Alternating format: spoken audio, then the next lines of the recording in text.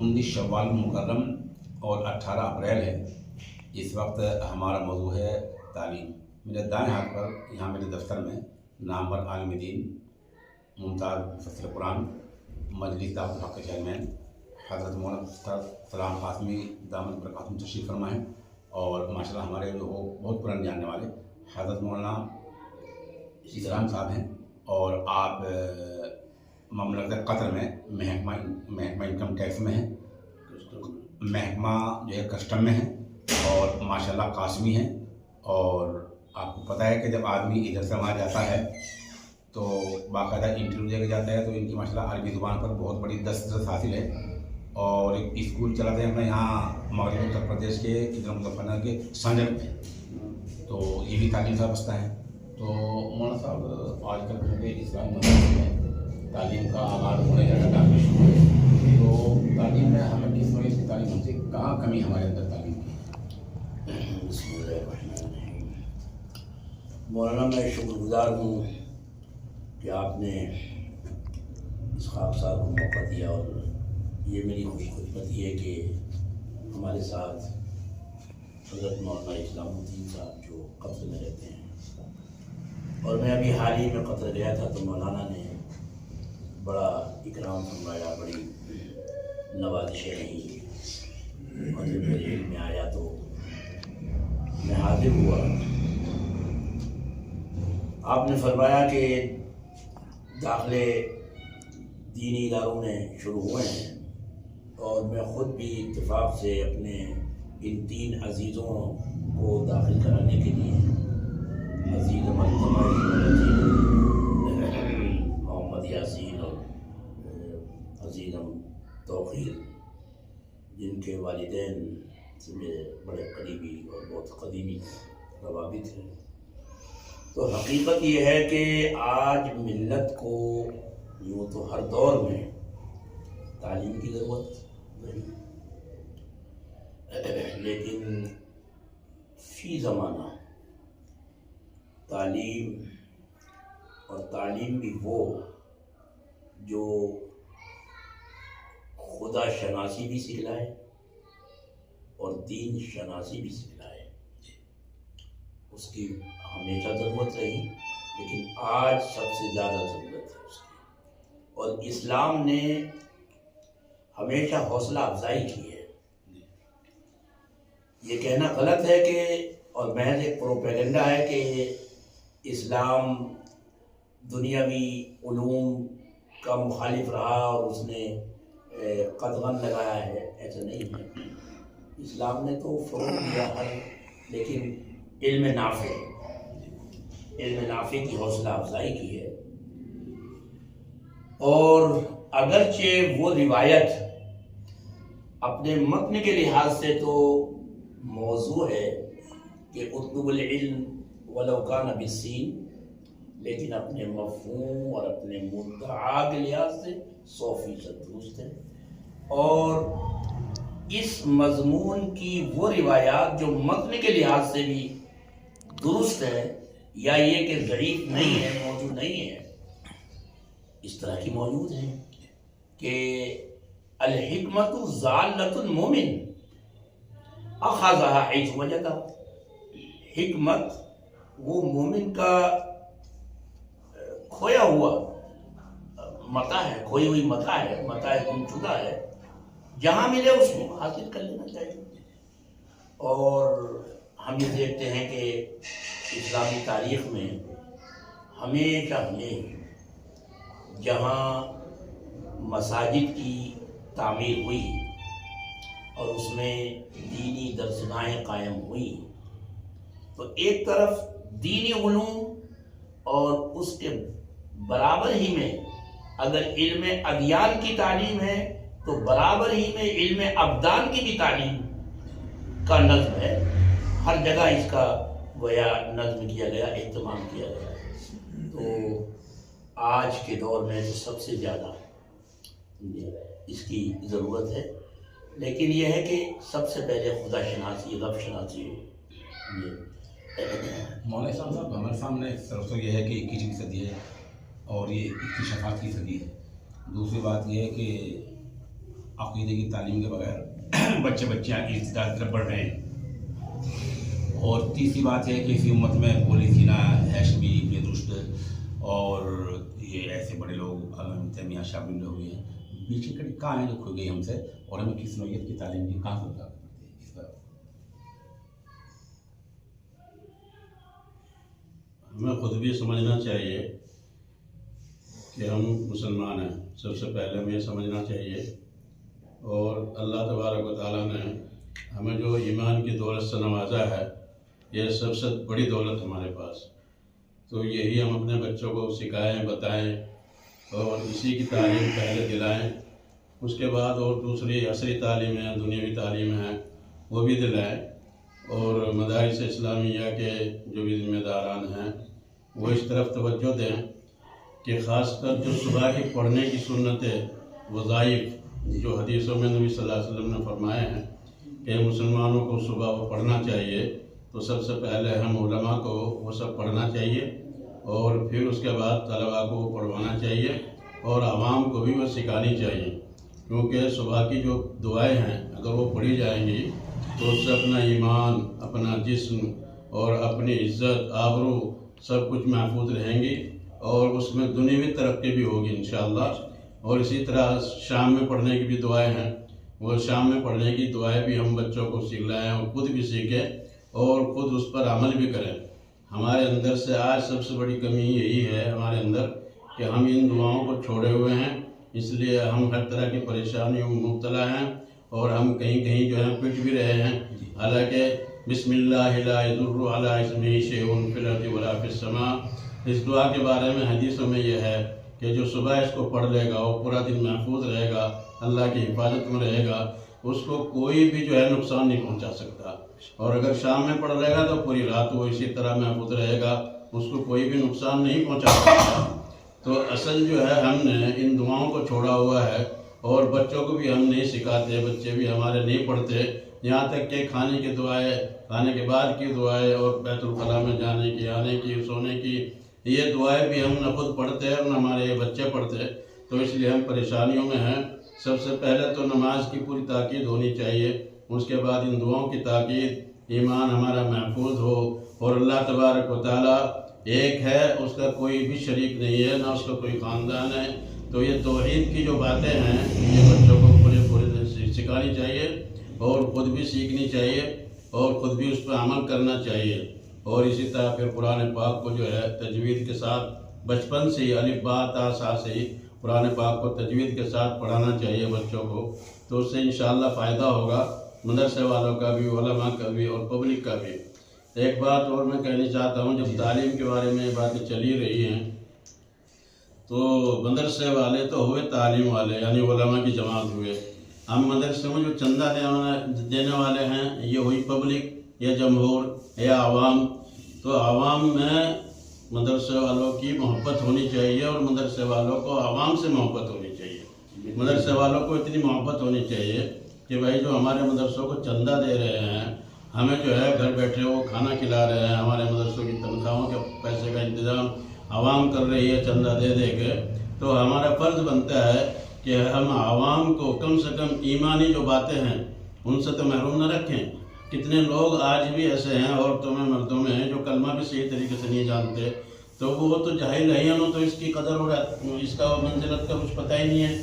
لیکن علماء کا تو پتہ ہے نا اس بات کا کہ اگر ایک آدمی بغیر کلمے کے کلمے سے جائے گا تو اس کا کیا حال ہوگا، جبکہ وہ آدمی مسلمان ہے، اپنے آپ کو مسلمان بھی بتاتا ہے، یا عورت ہے، مرد ہے، کوئی بھی ہے، اور وہ چندہ بھی دے رہے ہیں، وہ عورت بھی چندہ دے رہی ہے، اور پھر بھی وہ ایمان سے وہ محروم ہے، کلمے سے محروم ہے، تو ہمیں اس بارے میں جو ہے سوچنا چاہیے، اور اپنے مدرسوں سے ایسا انتظام کرنا چاہیے کہ ہم خود بھی عوام کو سمجھائیں، بچوں کے ذریعے سے یا اپنے ذریعے سے، یا تبلیغی جماعت جو چلتی ہے ان کی ہم مدد کریں، ان کی سرپرستی کریں، ان کے اندر جو کمیاں خامیاں ہیں وہ ان کو سمجھائیں۔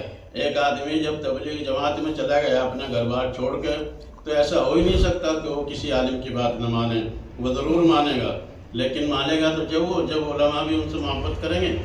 اکثر علماء جو ہے محبت نہیں کرتے، بلکہ ان کو ایسا سمجھتے ہیں کہ بس یہ تو ان کا کام ہی ہمارا کام نہیں ہے، اور ان کے کسی بھی اس میں میں پروگرام میں شریک نہیں ہوتے. تو اگر علماء ان کے پروگرام میں شریک ہونے لگے بلکہ ان کی سرپرستی کرنے لگے تو وہ بھی قریب لگیں گے. ہاں اگر ان میں پرانے لوگ ہیں، گھسے پٹے ہیں، منجے ہوئے ہیں، وہ اگر نہیں مانتے لیکن جو نوجوان طبقہ جماعت میں جاتا ہے وہ تو مانے گا. اور ان میں جو ہے ان کے جو 6 نمبر ہے، ان 6 نمبر میں یہ بھی ایک نمبر ہے کہ بھائی علماء کی عزت کی جائے. تو علماء کی عزت کرتے ہیں وہ لوگ. ہم نے خود دیکھا ہے کہ وہ علماء کی عزت کرتے ہیں، بلکہ کھانا پینا بھی ہر چیز وہ علماء کو فری کھلاتے ہیں. وہ جس مسجد میں جاتے ہیں وہاں کے امام کو پوچھتے ہیں، اور پوچھنے کے بعد اس کو کھانے کے ٹائم وہ ضرور بلاتے ہیں، ناشتے کے ٹائم وہ ضرور بلاتے ہیں، چاہے وہ امام آئے یا نہ آئے. تعلیم کے بارے میں یا جو بھی وہ کرتے ہیں اس میں بھی وہ کہتے ہیں، لیکن اس میں اکثر کر کے ہم نے دیکھا کہ مسجد کے امام یا مؤذن جو بھی ہیں ان کی تعلیمی پروگرام میں نہیں بیٹھتے. تو ہمیں بیٹھنا چاہیے. تو ہم ایسے ہی جو ہے بہت سی باتیں اپنے اوپر سے ٹال دیتے ہیں کہ یار تو ان کا کام ہے، ان کا کام ہے. کام تو ہم سب کا ہے. تو اس لیے میں سبھی حضرات سے جو میری بات سن رہے ہوں ان سے یہی عرض کرتا ہوں کہ بھائی سب سے بڑی دولت جو ہمارے پاس ہے وہ ایمان کی ہے، اور ایمان کی حفاظت کے لیے ہمیں کیا کیا کرنا چاہیے وہ کرنا چاہیے بس. باقی اس کے بعد عزت ذلت اور مالداری یا غربت یہ تو سب اللہ کے ہاتھ ہے. وہ اللہ کا کام ہے، وہ کسی کو عزت دے گا اور کسی کو ذلیل کرے گا. لیکن ہم مکلف ہے اس بات کے کہ ہم اچھے کام کریں، قرآن اور حدیث کے مطابق ہم کام کریں. جب کام کریں گے تو ظاہر ہے اس میں کہ عزت ہمیں ملنی ہی ملنی ہے. قرآن پاک میں خود اللہ تبارک و تعالیٰ کہتا ہے کہ جو عزت ہے وہ اصل العزت للہ ولرسولہ وللمؤمنین. عزت اللہ کے لیے، اس کے رسول کے لیے اور مومنین کے لیے. تو مومنین تو جبھی ان کے لیے عزت ہوگی کہ جو وہ اپنے ایمان پہ عمل بھی کرے گا. اور جو قرآن و حدیث میں جو بتایا گیا ہے نماز پڑھو اور اس کے حلال کھاؤ اور اسی طرح کی بہت ساری چیزیں ہیں، اس طرح جو ہے وہ یہ سب کرتا رہے گا تو انشاءاللہ اللہ تعالیٰ اسے عزت عطا فرمائے گا. وما علینا الا البلاغ. ماشاء اللہ. سامعین اسلام مولانا صاحب نے یہ بنیادی موضوع چھیڑا ہے. ہم بحیثیت امت کے مجموعی حیثیت سے منہج نبوی سے ہٹے ہیں. اس کا میرے ایک آیت یاد ہے، مفسر قرآن ہمارے سامنے تشریف فرما ہے. آپ اس آیت پر روشنی ڈالیں. بسم اللہ الرحمن الرحیم.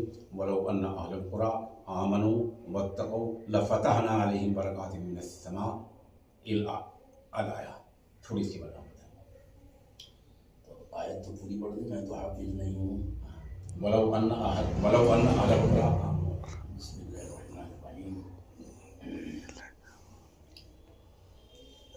قرآن پاک میں یہ آیت اور اس طرح کی اور بھی آیات ہیں اس میں اللہ تعالیٰ نے فرمایا کہ اگر یہ لوگ حقیقت میں ایمان لے آئیں، ایک ہے ظاہری ایمان اور ایک ایمان کے تقاضوں پر چلنے والا ایمان، پھر اس میں اخلاص، للہیت، درجہ بندی ہے. ایمان وہ بھی ہے کہ صرف زبان سے کہہ دیا اور دل میں، لیکن عمل بالکل نہیں ہے. اس کو بھی شریعت نے ایمان ہی شمار کیا ہے. وَأَلْزَمَهُمْ كَلِمَةَ التَّقْوَىٰ کہتے ہیں. لیکن ایک ایمان وہ ہے کہ آمنو کما، قرآن کہتا ہے کہ جیسا ایمان کا حق ہے، یا ایھا الذین آمنوا اتقوا اللہ حق تقاته. تو ایک ایمان وہ ہے کہ قرآن نے کہا یا ایھا الذین آمنوا آمنو، اے ایمان والو ایمان لاؤ.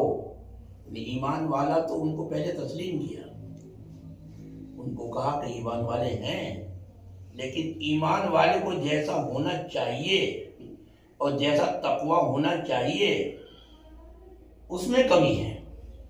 تو اگر وہ کمی دور ہو تو اللہ فرماتا ہے کہ لفتحنا علیہم ابواب السماء، کہ ہم دروازے آسمان سے کھول دیں گے. مدد آئے گی اگر ہم اللہ اور اس کے رسول کی اطاعت اس طرح کریں جو حق ہے، اور اس کے احکامات کو اس طرح مانیں جو ان کا حق ہے، تو پھر مدد آئے گی. لیکن اگر اس سے روگردانی ہوئی، اس میں کمی ہوئی، تو قرآن نے بہت سی آیات ہیں کہ وَإِن تَتَوَلَّوْا يَسْتَبْدِلْ قَوْمًا غَيْرَكُمْ. قرآن نے کہا کہ اگر تم پیچھے ہٹو گے تو ہم دوسروں کو سامنے لے آئیں گے، تمہیں ہٹا دیں گے۔ تو اللہ تعالیٰ نے مختلف مقامات پر یہ فرمایا کہ وَمَا ظَلَمَهُمُ اللَّهُ، ہم نے کوئی ظلم نہیں کیا لوگوں پر۔ جو کچھ بھی ہو رہا ہے، حالات آ رہے ہیں، یہ کہنا کہ اللہ نے یہ کر دیا وہ کر دیا، وَمَا ظَلَمَهُمُ اللَّهُ وَلَٰكِن كَانُوا أَنفُسَهُمْ يَظْلِمُونَ۔ قرآن نے یہاں بھی حصر بیان کیا، لیکن لوگوں نے ہی اپنے اوپر ظلم کیا، زیادتی کی، نافرمانیاں کی۔ تو یہ بھی ایک قرآن کا آپ دیکھیں، اس کا تدبر کریں، جو اس کا حق ہے کہ جتنے بھی عذاب آئے ہیں مولانا، جتنے بھی عذاب آئے وہ محض شرک کی، کفر کی بنیاد پر نہیں آئے، اگرچہ اسلامی قانون کے مطابق کفر اور شرک وہ سب سے بڑا گناہ ہے جس کی کوئی معافی نہیں ہے۔ لیکن دنیا میں اگر عذاب آیا اور لوگوں کو تباہ و برباد کیا گیا تو وہ جو دنیاوی معاملات میں بے اعتدالیاں ہوئی ہیں، ناپ تول میں کمی ہوئی، جو معاملات ہیں وہ خراب ہوئے، بدعہدی، اسی طرح سے جو بھی دنیاوی معاملات میں جو چیزیں ہیں ان میں جب بے اعتدالیاں ہوئیں، اور صرف بے اعتدالیاں نہیں ہوئی بلکہ وہ حد کو پار کر گئیں، تو پھر اللہ کا قہر، اللہ کا غضب نازل ہوا۔ یعنی حقوق العباد میں، حالانکہ حقوق اللہ بھی، لیکن یہ کہ حقوق العباد میں جب کمیاں ہوئیں، لوگوں کے حقوق مارے گئے، اور ہر بڑے نے چھوٹے کے حق کو ہڑپ لیا، جبکہ اسلام اس لیے آیا عدل قائم کرنے کے لیے۔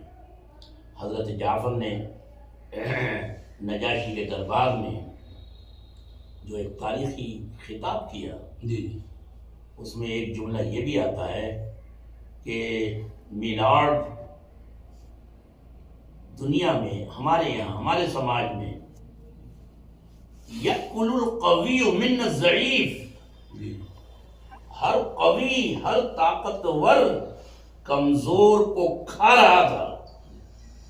مولانا آپ ایک تاریخی تسلسل کو دیکھیں، اور ایک شخص آیا، اس نے کہا کہ نہیں، عدل ہونا چاہیے، انصاف ہونا چاہیے، جب تک ضعیف کو اس کا حق، کمزور کو اس کا حق نہ مل جائے، وہ اسلام نہیں ہے، وہ عدل نہیں ہے۔ عدل قائم کیا، برابر ہے، یہاں تک کہ لو ان فاطمہ،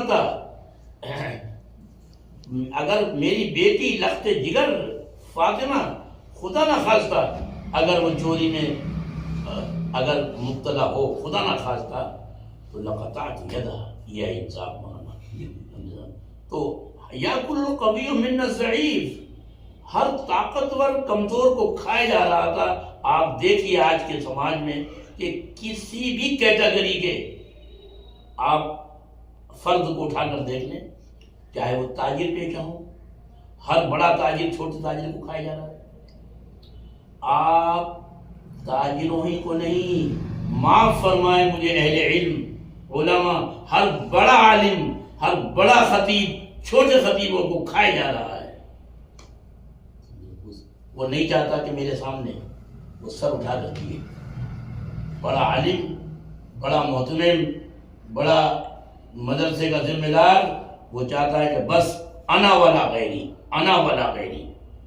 یہ اسلام نہیں ہے، یہ اسلام نہیں ہے۔ اسلام عدل کا حکم دیتا ہے۔ ہر جمعے میں خطیب یہی کہتا ہے، ان اللہ یأمر بالعدل والاحسان۔ سامعین، میں عرض کر دوں کہ ہمارے سلسلہ ہفتے 15 دن میں چلتے رہتا ہے۔ اہل علم کے بیانات میں دیا کرتا ہوں، لیکن بیانات ان کو دیتا ہوں، بیانات وہ ایسے ہونے چاہیے جن میں خطبہ مسنونہ ہو، متعلقہ موضوع سے متعلق قرآن شریف کی آیت ہو، اور اسی سے متعلق کوئی حدیث شریف ہو، استشہاد ہو اور براہین ہو. اس کے علاوہ جو لوگ خواہ بول کے بھیج دیا کرتے ہیں ان بیانات سے ہمیشہ گریز کیا جاتا ہے، کیونکہ ان سے گمراہ ہونے کا اندیشہ ہے اور وہ حدوں کو پار کرتے ہیں.